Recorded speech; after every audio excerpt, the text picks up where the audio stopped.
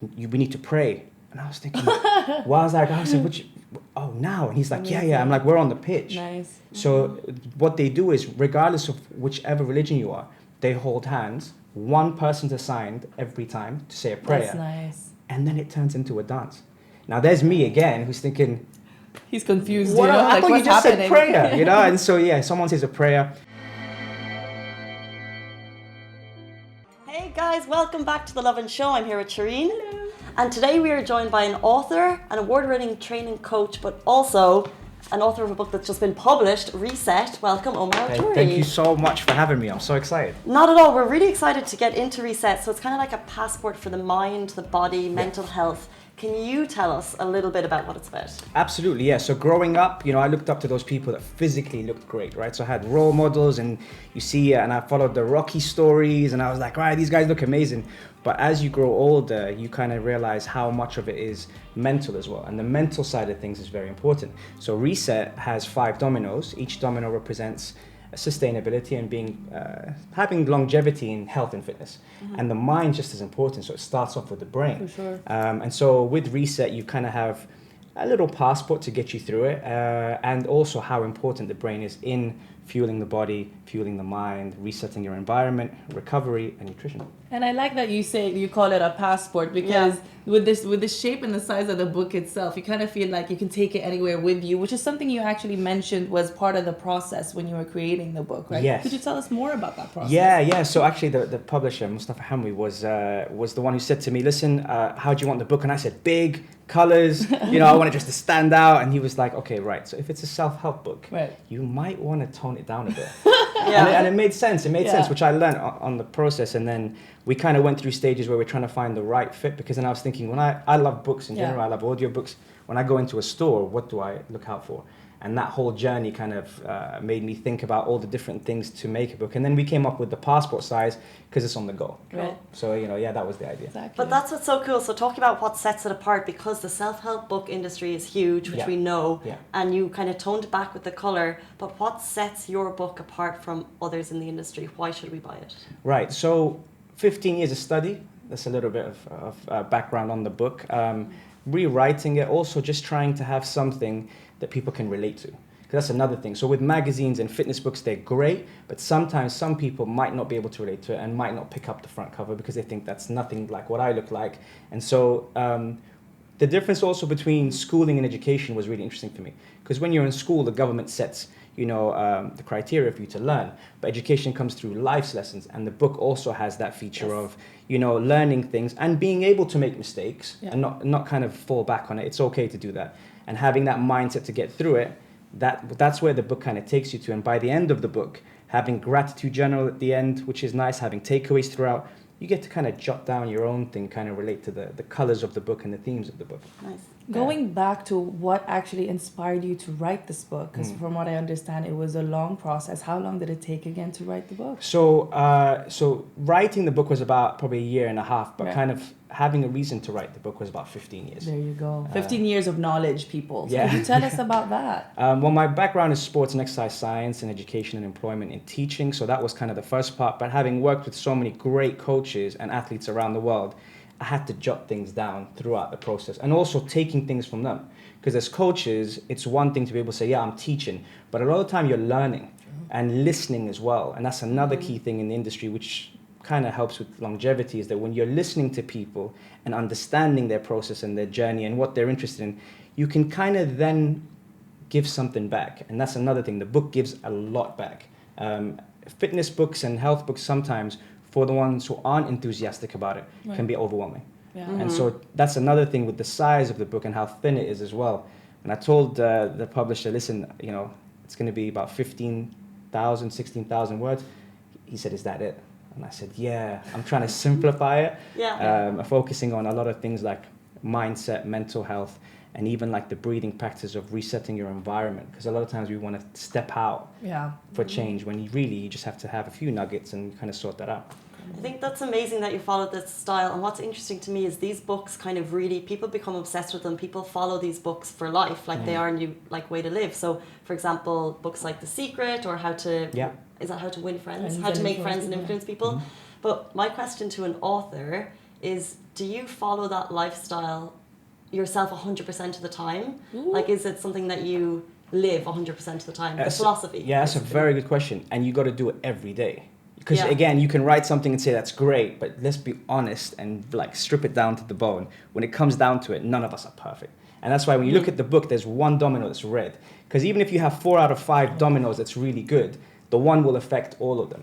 You know, and that's that chain reaction that we say. So to answer your question, you've got to practice it every day. Yeah. And you kind of have to almost, if you had a bad day yesterday, put that aside, start fresh, be mindful, be grateful, and the next day, tackle it. Because if you have a bad morning, you miss the alarm, you're in traffic, you know, you all sorts of stuff happen. Your dog gets sick. Yeah. Your dog gets sick, exactly. Then it affects your work, it affects your relationship with your family, your friends, your partners.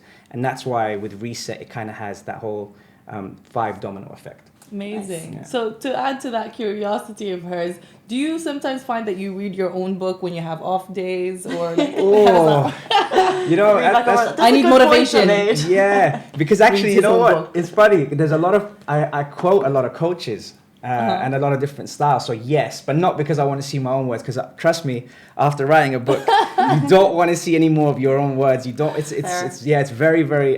You're like, it's done, it's printed, I'm done. Yeah, and also some people are old school. They like the hardback. So Yeah. kind of when they go through a book, I've got a lot of colors in there. Yeah. And I've done a lot of study with color and the brain and how it affects. So, That's for example, nice. the nutrition part, I had a chef, Chef Coco, who actually drew out the nutrition plans with food, which took ages, by the way. So then instead of kind of writing about nutrition, which we often like to read and stuff, this is kind of different in the sense that every grain has been put in there, so it signals off to the brain, you know what, yeah, I might stick to endomorph or ectomorph, or the different types of body types we have. It's a nice way of adding detail Yeah. into the book. It's And amazing. you mentioned as well that you flick back through it maybe for other people that you've added. So what I think is interesting, is there any kind of book or author or quote that you will always go back to of someone else's that you think is question. particularly inspiring?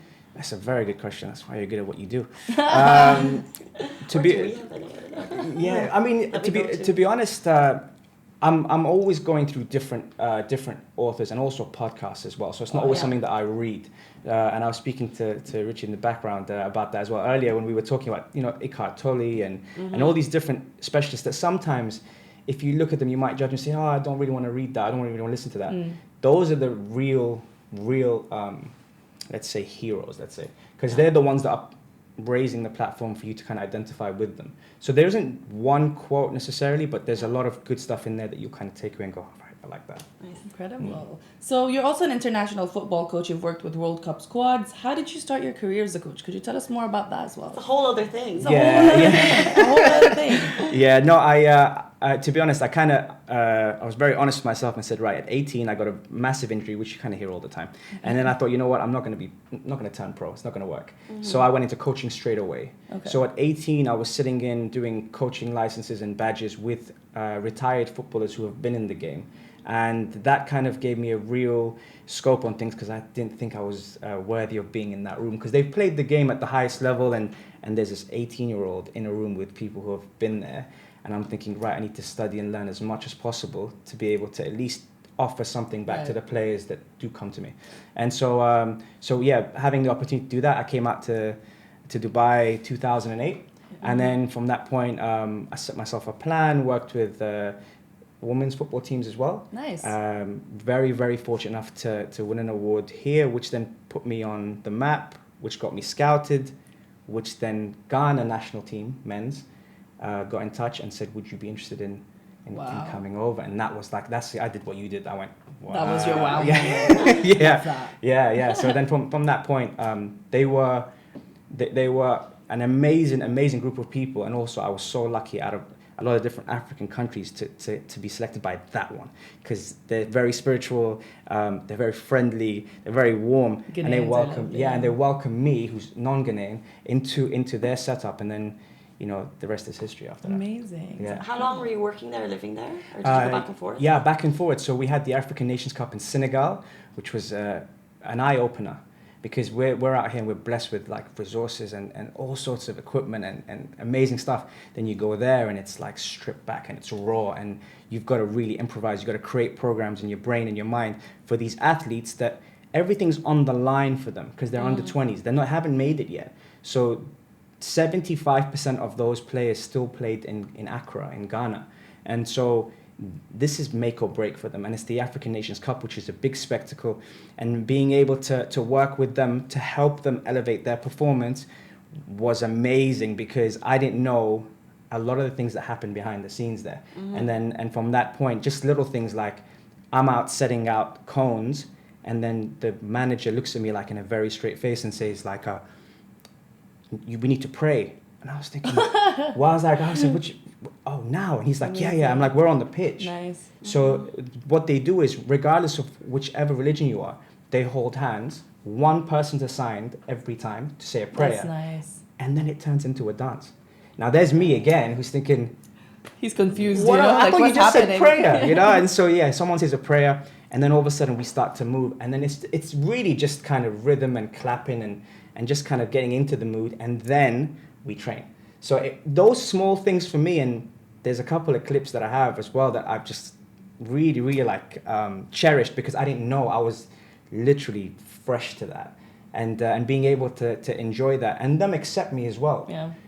The biggest compliment I got was one of the players who's now playing in La Liga in Spain, who played against Messi and played against all these guys, turned around and asked the coach, he said, are they all like him? Because I was an outsider who then got brought on the inside. And that for me was like, okay, I'm in, but also at the same time, just proud. Yeah. You know, so yeah, that's amongst the experiences, that's one of the experiences I got a chance Incredible. to do. So as a coach, obviously you get that feeling of, you know, you feel good because you're not just helping them perform their best, but mentally you're giving them that support. Yeah. In what other ways do you wish to, leave an impact with the community? Because we know that you've done a lot. Yeah, thank you. No, I think that it's never enough. Honestly speaking, like we're here in an industry that is very competitive. Right. It's kind of say oversaturated as well, because there's a lot of professionals now and a lot of people, which again is good on the side that it raises awareness on health and fitness, but it's also for those that have been there for such a long time to be able to just stay true to your roots, what you believe in, what you've studied, and not get caught up in the trends, so to speak, Right. in what looks good rather than the health and safety of someone. I come from a family that's really proud of helping. So my father's an orthopedic surgeon and my grandfather helped a lot of people. So it was never enough, regardless of however much I did. Right. It was always like, right, those shoes are still huge. It was always purpose driven, which absolutely. is really great. Yeah. It's incredible. Yeah. We're going to go on a little bit to the game, but we're obviously not going to be able to talk all about the book. But one thing that kind of popped up to Shireen when we were reading about you before you came in is that you said that gut health can cause stress. Yeah. So if you have bad gut health, Yes. it can cause stress, which is interesting to me who knows little about this. Can you explain that a little bit? Right. So one of the dominoes focuses on fueling the body and fueling the brain. And amongst that is gut health and probiotics and the things now that's almost come to the surface, like kombucha and kimchi and all these kind of things. These are all new words to me. Yeah. So the good thing is we don't really know how much the gut. Let's strip it back to an old saying, I got a bad feeling in my gut. So a lot of things does come from the gut, and that comes down to the fueling part. And in the book, we dive into that a little bit, where we talk about that so people can just realize how serious it is, because we don't know kind of what's happening in our system once it's in our system. Gut health is massive, and obviously with nutritionists and practitioners now emphasizing on it, it's not something I would neglect. And this is something that we can all learn about in the book, which is Absolutely. amazing. Where can we get the books? Should our viewers want to get a copy of Reset for themselves? Where can they get it? It's on Amazon, it's on Barnes & Noble, Nice. it's on Apple, it's on Kindle. Look at you. Yeah. Yes. Love that. I'm trying to get used to that, yeah. That's amazing. Yeah. And before we go on to our game, we're going to play a little game called the Dream Team, where we're going to get Exciting. the Dubai Dream Team created by you. But before we finish up, what's next? Oh yeah. That's a good What's next for Omar Al good Duri? point. Well, at the moment now, I think using my platform, which is the radio, shout out to Pulse 95, to be able to bring the professionals that really practice these dominoes, to really practice the skill set, and the ones that I've known for a while who've been in the industry, I've been fortunate enough to kind of get them on and discuss them in depth, because that's another thing where things like breathing and recovering and just kind of fueling the mind, fueling the body. I had Jim Quick, who's a brain coach. If If you guys haven't heard his podcast, he's amazing. So he's international and he's big. And I had him on, and he was talking about, you know, mental fitness, which was really, really cool. And I mentioned that in the book as well. Yeah. He was saying things like how the right foods you can have can trigger off your brain, and that can make you feel better. And it requires Is it practice. chocolate by any chance? Dark chocolate, maybe. You can have a little bit. Yeah, of course. Now, obviously, everything's within moderation. The book, it definitely isn't something that we talk about, don't have these and don't do that. It's more about what you can have. Cool. That's kind of the twist to it. Amazing. Yeah. Amazing, incredible. Thank you so much. My It was pleasure. nice Thank you talking for to having you. me. I'm excited now to play the Dream Team Uh-oh. game. Let's see who he picks. So basically, we have a couple of names of people, Dubai personalities, a few take other them all people. out. We'll take them all out. You know what? Yeah. We have Will Smith. I mean, so I random, wish I but could yeah. meet him, but yeah. President of the World Health How Organization. many? Very You necessary. can have 3 people on your team. Yeah. And Three this- people, this and I is- can see them. You can see all of them. You can just. We want to know who you would pick and why to be on your dream team. Okay. And the dream team, it's not necessarily a football team. It's just a life team. Maybe. I like that. That's nice. All right. So we have, just to give you guys an idea, I don't know if you can see, obviously you can't see it here. We have Chris Fade, Will Smith, Gary V, El Cid, Ali Al Muhammad, we included him. Yeah. Omar Burkan, the Right. Fashion Pirate, Huda Katan, DJ Bliss, Prince Harry, President of the World Health Organization, and Money Kicks. Random. Okay. That Go is for a it. random one. Go for it. If there are no names here of people which you'd like to include in your team, let us know.